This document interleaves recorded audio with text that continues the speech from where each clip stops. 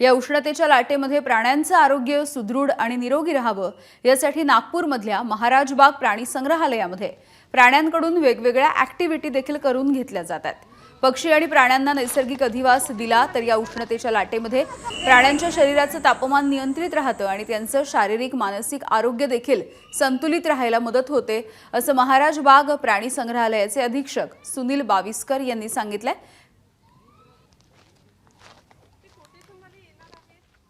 जसं आपण जे प्राणी याच्यात पाणी एन्जॉय करतात त्यांच्यासाठी जसं वाघ झाला, अस्वल झालं, यांच्यासाठी आपण पाण्याचे हौद वगैरे बनवलेले आहेत।